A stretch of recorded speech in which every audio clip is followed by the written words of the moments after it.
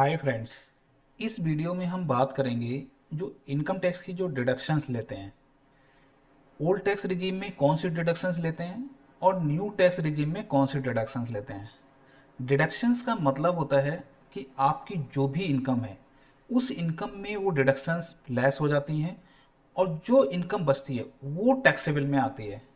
तो ये जो डिडक्शंस हैं ओल्ड टैक्स रिजीम में कौन सी हैं, एक एक करके हम देखते हैं। सबसे पहली डिडक्शन है स्टैंडर्ड डिडक्शन।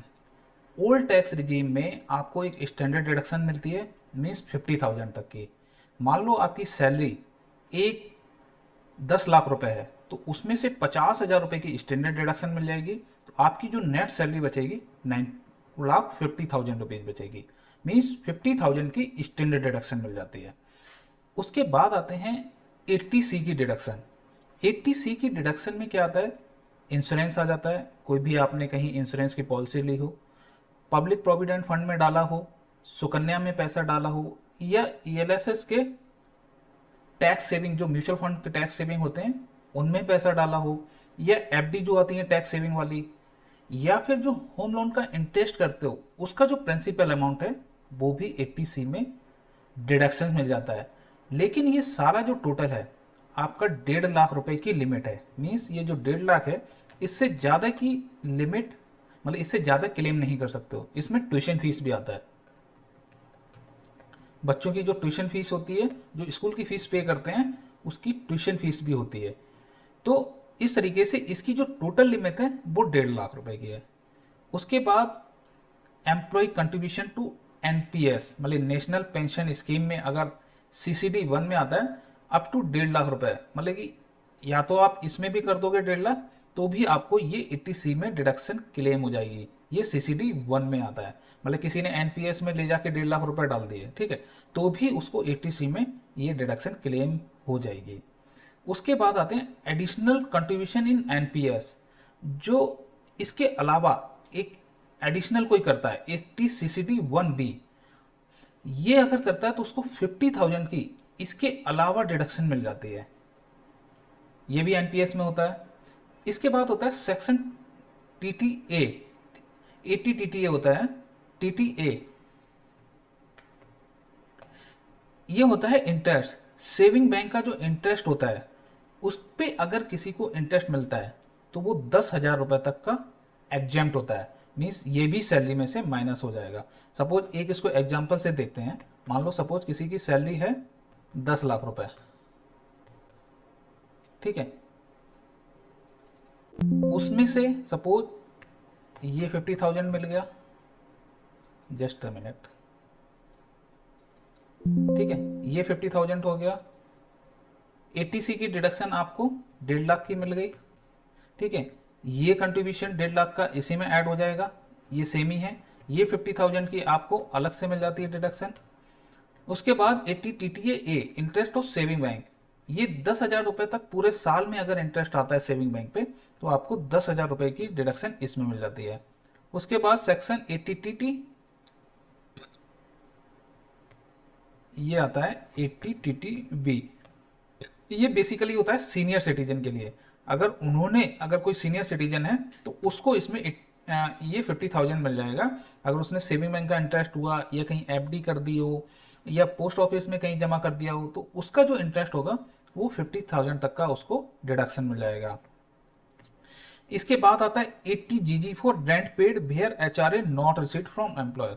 अगर कोई कंपनी में एम्प्लॉय है और उसको वहां पे HRA नहीं मिल रहा है तो 80GG में भी रेंट क्लेम वो कर सकता है। यहाँ पे 80GG में रेंट उसको डिडक्शन मिल जाती है रेंट की। फिर आता है section 10, HRA received from employer. अब किसी को एम्प्लॉयर HRA दे रहा है तो इसकी कैलकुलेशन हमने अलग देखी थी। HRA की कैलकुलेशन अलग होती है। कहने का मतलब यह है कि HRA अगर एम्प्लॉयर देता है तो उसकी भी डिडक्शंस मिल जाती है कैलकुलेशन के साथ में। इसके बाद आता है section 80E, interest on education loan up to 8 year. अगर किसी ने एजुकेशन के ऊपर एजुकेशन लोन लिया है तो उसका जो इंटरेस्ट है वो अप टू 8 ईयर्स तक उसको एग्जम्पशन मिल जाता है। फिर आता है section 80E, interest on home loan for first time owners जो फर्स्ट टाइम ओनर है 50,000 की डिडक्शन मिल जाती है। लोन जो टेकन है 2016-17 में अगर लिया है और loan sanction amount not exceed 50 lakh, sorry 35 lakh, और प्रॉपर्टी की जो वैल्यू है 50 लाख से अधिक नहीं है, तो उसको 80 ई में 50,000 की भी डिडक्शन मिल जाती है। इसके बाद आते हैं 80 EEA। इसमें क्या है कि अफोर्डेबल हाउसिंग जो स्कीम्स आई थी उसमें अगर किसी ने इन्वेस्ट किया होता और 1 अप्रैल 19 से लेकर 31 मार्च 22 तक, तो उसमें जो डिडक्शन मिल जाती 80 EEA में मिल जाती, और इसकी जो प्रॉपर्टी की वैल्यू है वो 50 लाख 45 लाख रुपए से ज़्यादा नहीं होनी चाहिए। इसके बाद आता है section 24, interest paid on home loan. Suppose मान लो किसी ने घर लिया हुआ है और उस पर इंटरेस्ट पे करता है, प्रिंसिपल भी पे करता है, तो सेक्शन 24 में जो इंटरेस्ट का अमाउंट होता है और वो उस घर में खुद रह रहा है, तो उसमें जो है 2 लाख रुपए इंटरेस्ट तक, और प्रिंसिपल अगर पे कर रहा है तो वो 80C में जो 1.5 लाख है वो उसमें प्रिंसिपल का अमाउंट वहां पे आपको मिल जाता है। फिर आते हैं section 80D mediclaim. Old tax regime में आपको 80D में रिबेट मिलती है, डिडक्शन मिलती है 25,000, मीन्स खुद के लिए और अपनी फैमिली के लिए अगर किसी ने मेडिकल पॉलिसी ली है तो उसको 25,000, और उसने अगर पेरेंट्स के लिए ली है तो उसको उनको अलग 25,000। अगर पेरेंट्स सीनियर सिटीजन है तो 50,000 तक की डिडक्शंस मिल जाती है। उसके बाद 80DD medical train handicap depend, कोई अगर हैंडीकैप डिपेंडेंट है तो उसको 80DD में 1,25,000 तक की डिडक्शंस मिल जाती है। सेक्शन 80U, सेल्फ सफरिंग कर रहा है, कोई डिसेबिलिटी है, तो उस केस में भी 1,25,000 80U में मिल जाती है डिडक्शन। ये जो डिडक्शन हैं ये ओल्ड टैक्स रिजीम में हम क्लेम कर सकते हैं। 80G इनकम टैक्स में अगर डोनेट करता है कोई चैरिटेबल इंस्टीट्यूशन को, तो 80G में उसको डिडक्शंस मिल जाती है, मीन्स उसकी इनकम में से ये चीजें माइनस हो जाती हैं, जो इनकम नेट निकल के आती है वो टैक्सेबल होती है।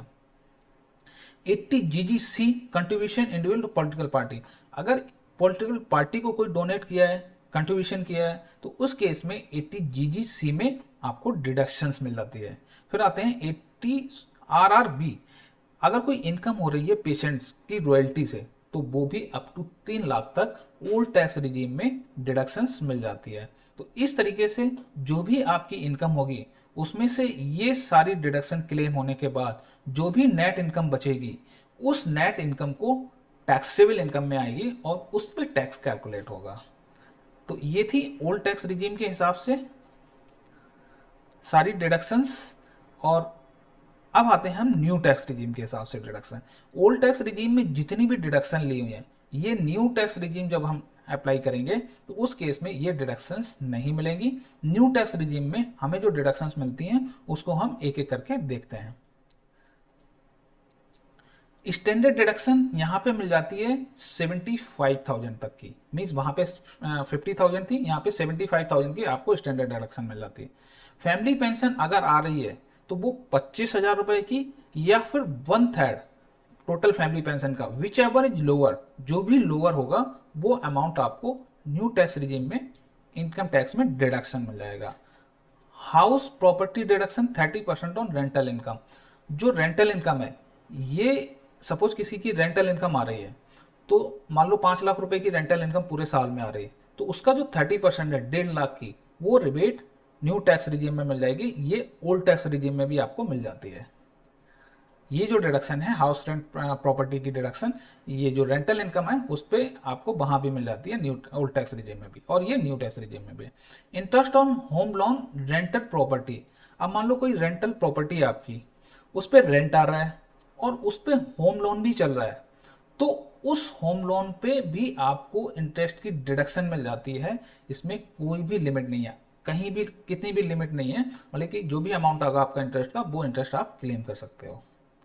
Employ contribution to NPS 80 CCD 2, अगर एम्प्लॉयर का कंट्रीब्यूशन है एनपीएस में तो जो 14% तक आपको उसमें बेसिक अमाउंट का 14% तक जो है रिबेट मिल जाता है, डिडक्शन मिल जाता है।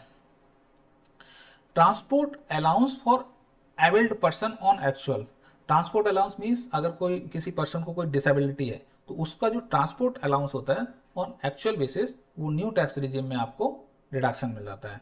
एक्सपेंडिचर फॉर ट्रैवलिंग वर्क, कोई ट्रैवलिंग वर्क के लिए किया है तो 80JJA में आपको न्यू टैक्स रिजीम में रिबेट मिल जाती है। डिपॉजिट, अगर अग्निवीर एक कॉर्पस फंड है गवर्नमेंट का, सेक्शन 80 CC/H2 में आता है, इसमें अगर डिपॉजिट किया हुआ है तो भी आपको इस न्यू टैक्स रिजीम में रिबेट मिल जाती है। Interest on post saving scheme में अगर किया हुआ है, सेक्शन 10(15)(1) में 3500 पर ईयर का इंटरेस्ट अगर होता है तो 3000 पर ईयर तक का आपको इंटरेस्ट क्लेम मिल जाता है। ग्रेच्युटी अप टू 20 लाख, अगर ग्रेच्युटी का अमाउंट आ रहा है प्राइवेट लिमिटेड कंपनी में तो आपको ग्रेच्युटी 20 लाख तक रिबेट मिल जाती है इसमें। लाइफ इंश्योरेंस पॉलिसी की कोई मैच्योरिटी हो रही है, उसका जो इंटरेस्ट अमाउंट है section 10(10)(t) life insurance policy है या पीपीएफ का अमाउंट जो ग्रेच्युटी वो आ रहा है तो वो आपको यहाँ पे रिबेट मिल जाता है। एग्रीकल्चर फार्मिंग से कोई इनकम हो रही है तो भी अंडर सेक्शन 10 में आपको न्यू टैक्स रिजीम में रिबेट मिल जाती है। Leave encasement section 10 on retirement, अगर कोई रिटायरमेंट पे लीव इनकेसमेंट उसको मिल रहा है तो वो सेक्शन 10(10)(a) में, या फिर रिटायरमेंट कम डेथ पे तो जो लीव इनकेसमेंट का अमाउंट मिलता है वो अमाउंट भी न्यू टैक्स रिजीम में आपको रिबेट मिलता है।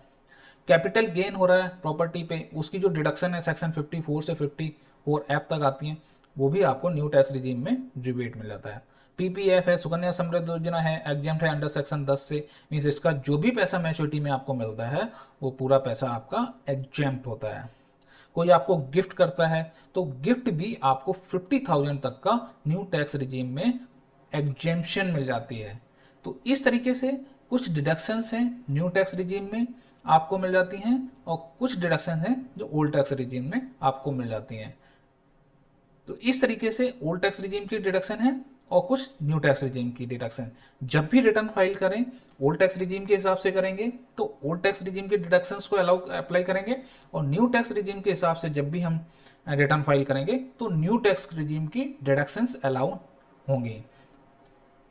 मेजरली जो है वो ओल्ड टैक्स की देखो डिडक्शन जो है 80C की डिडक्शन है वो न्यू टैक्स रिजीम में नहीं मिलती है, 80D की डिडक्शन नहीं मिलती है, सेक्शन 24 की जो इंटरेस्ट की डिडक्शन है वो नहीं मिलती है, 80D की डिडक्शन नहीं मिलती है। इस तरीके से कुछ जो मेन डिडक्शन है वो आपको न्यू टैक्स रिजीम में नहीं मिलती हैं। फिर भी जब भी रिटर्न फाइल करें तो न्यू टैक्स रिजीम के हिसाब से जो डिडक्शन है वो न्यू टैक्स रिजीम में अप्लाई करें, और जो ओल्ड टैक्स रिजीम की हैं वो ओल्ड टैक्स रिजीम के हिसाब से अप्लाई करें। तो ये थी डिडक्शंस ओल्ड टैक्स रिजीम और ये न्यू टैक्स रिजीम के हिसाब से। Thank you, wish you all the best.